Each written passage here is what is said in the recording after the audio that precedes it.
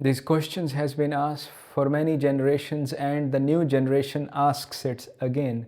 I am sure you have also heard kids or others asking this question, that if God exists, how come there is so much uncertainty, so many problems, so many issues in this world? Why these religions, these books, these wise words failing? Why those gurus, those true gurus, sacrifice their own head, own bodies? For what? Did they wanted to conquer the world? Did they wanted to prove that they belong to a certain religion and their religion is better than others? Or they sacrificed their own lives, their own family, their own kids, everything that they had for others? It is not those words failing. When the misunderstanding begins, the ignorance hides the true meaning, and what you have been told is completely different. And this humanity is going to commit suicide one day by these nuclear bombs. They're going to keep making higher bombs, more powerful bombs, just because of this division, because of this egoistic, because of these boundaries that the mind has created. So let's look at it together with openness, with honesty, that what is the problem? So you can answer those kids correctly. You can tell them the truth. Don't you love your kids? Don't you want them to be peaceful? Don't you want them to live in a happy world? Let's look at closely. If God exists, why is there injustice? Why cruelty? Why are children harmed? Why is there so much division? And what they are told normally: have faith, worship more, follow properly, and pray. But what kind of knowledge is being passed down to these kids? Is it understanding or belonging? Because if knowledge strengthens the sense of my religion, my truth, my God, then it is not dissolving ego, it is fortifying it. The true teachings are never meant to create division. They point to the ending of the false center, the ego. True dharma, true knowledge, true gyan, not information, illumination. Knowledge that exposes ignorance, light that reveals illusion. And ego does not survive exposure. So what ego does? It interprets, it reshapes, it softens what threatens it. It turns illumination into self-validation. It creates systems into identity and status. It turns same words into a badge of spiritual importance. It converts clarity into personal identity. It turns light into platform for the self. What was meant to dissolve the self is recognized to protect it. The distortion is not in the messages in those books, those sacred books. It is in the interpreters. Just like in Guru Granth Sahib, words point. A single line is enough to know everything. You don't need to read the whole books. If you understand one point, you know that everything is false, that what I have been told. Just like if you go to a doctor and you have some heart problem and he's touching your knees, just his single action will prove that he does not know anything, because heart is not here, heart is here. And he tells you that heart is here. That single action is enough so you can walk out of that door. The single line is, हुक्म जे बुझे ता होमे कहे न खोए. In simple language, if one truly understands the divine order, the way existence functions, then the sense of I, me, mine naturally falls away. The word hukam means the law, the flow, the order of reality, how everything is unfolding beyond personal control, just like gravity, just like earth, just like this air, just like this heartbeat, just like everything functions, and the body is aging, everything is natural. Home, the word home means ego, the feeling that I am the doer, I am separate, I am in control. So that line is saying, when it is clearly seen that everything moves according to the larger order, the ego has nothing left to claim. No pride, no complaint, no inner argument, no suppression, not weakness, just the end of psychological ownership. In very plain terms, when you understand how life truly works, the personal I stops interfering. And also in the early teachings of Buddhism, there is a line, be a light unto yourself. And that line simply means not blind belief, not borrowed authority, not inherited certainty. See directly, understand directly, do not cling even to the teaching. Test it in living experience, a live experience. The word light points to beyond the mind. Even in Bible, there are words that point to the same. A line, not my will, but yours be done. This line simply means not what I want, not what my fear prefers, not what my ego demands. Let what is true, greater and beyond my personal control unfold. It is letting go of personal instincts. It is saying, I stop fighting reality. I stop trying to bend everything to my desire. Let life move as it must, and I will not resist it with ego, with a control. There is nothing in anyone's control. And there are other writings. It is no longer I who live. This line points to again the shrinking of I. The small self-centered identity is no longer in charge. The life being lived is not driven by ego, pride, or personal ambition. The sense of I am the doer fades. What remains is alignment with something deeper, a life moving without the constant interference of self-importance. It points to the end of psychological ownership. Even in the holy book of Quran, the word Islam means surrender. Not forcing others to submit, not proving superiority. It means surrendering ego. The part that wants control, the part that wants to dominate, the part that wants to correct everyone else. It is the softening of the self that insists, not the submission of another person, not converting others, but letting go of your own ego. True surrender is inward, the release of the ego that wants to change the world. And in Bhagavad Gita, act but do not cling to the fruits, do not claim ownership. These words point to do what needs to be done fully, sincerely. Watch your actions, be your own policeman. See if you are doing something wrong or not. Keep your attention on yourself, so you don't need the policeman. You can save money and feed the poor. Do what needs to be done fully, sincerely, but do not tie your identity to the result. Do not say this success is mine. Do not collapse if the outcome is different than expected. Do not claim ownership.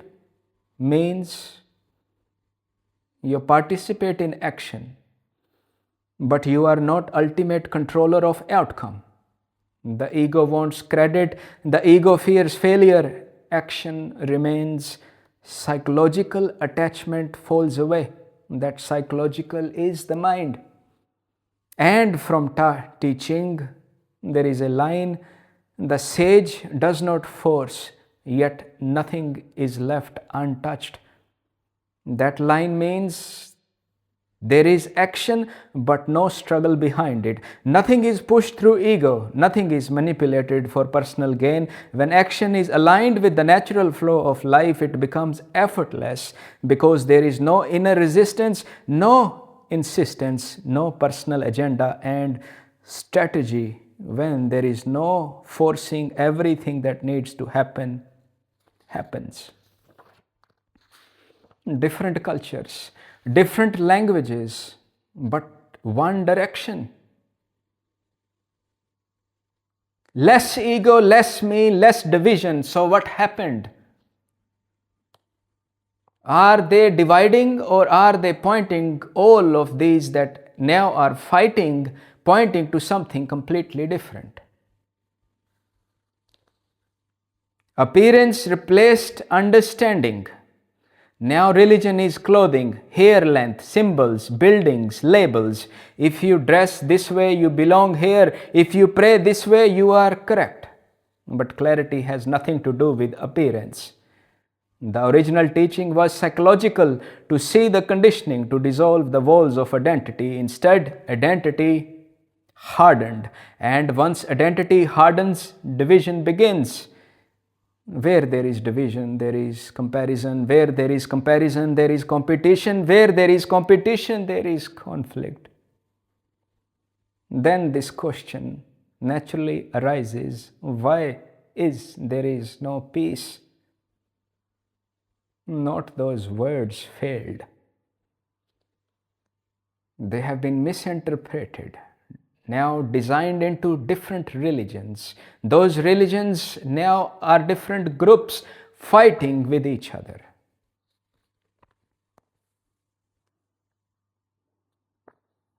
How can there be peace when ego stands at the center, claiming ownership of God? The same scriptures that point to the oneness are now used to create separation.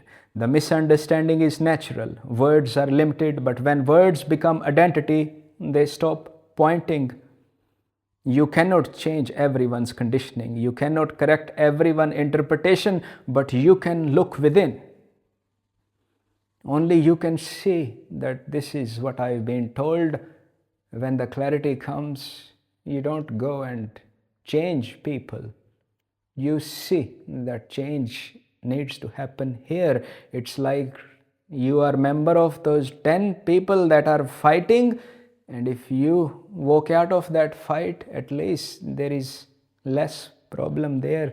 There might be chance those other 9s are also see that this person is sitting quietly, just like Buddha sat with closed eyes.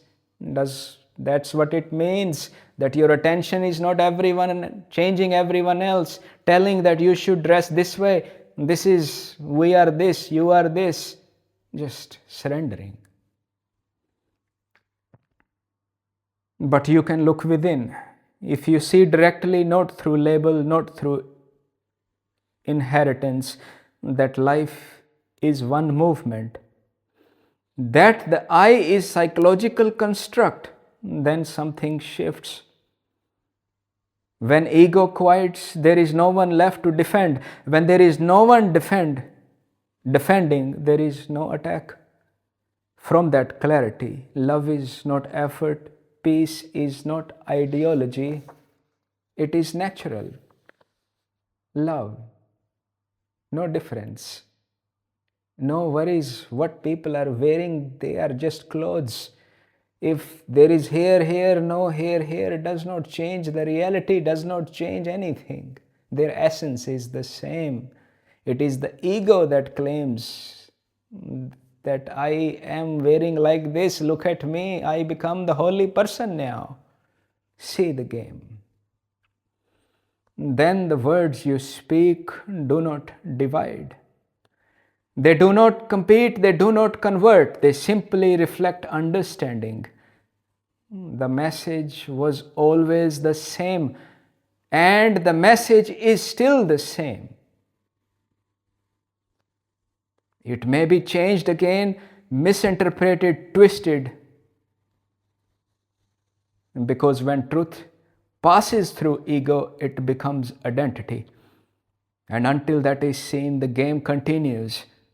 When it is seen, you step out, not by rejection, but by understanding what the word are pointing to. And in that understanding, the labels remain Sikh, Christian, Muslim, Hindu, Buddhist, but they are seen as construct of the mind, not essence of being. There is one source illuminating everything and everyone. And that source has no name, has never divided itself, never made any groups. From there, with ego no longer at the center, peace is not preached, it simply flows. And in that flow, what is called divine, what is called hukam, what is called by many names, reveals itself. And what once created the sense of separation, the me, the separate I, the ego, is seen for what it is, a mental construct.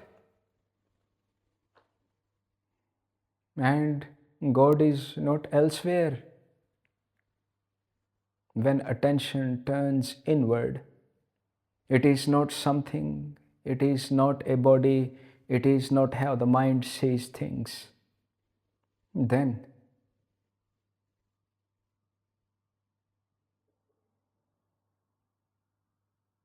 like that last line in Japji Sahib, Nanak te mukh ujle keti chutti naal. Nanak left his own conditioning. Nanak left everything that he was taught. Nanak left everything that divided, and it revealed, illuminated, and all others around him also see the reality. Keti, allot, chutti, freed. Now they also freed themselves. Knowledge does not fail. Gyan does not fail. Gyan, the knowledge that removes the false, has always been here. It is the words that point, see them still. So you can be free and you can guide your kids correctly so they don't have this burdensome life that you experienced because you had no way to know it. Nobody told you.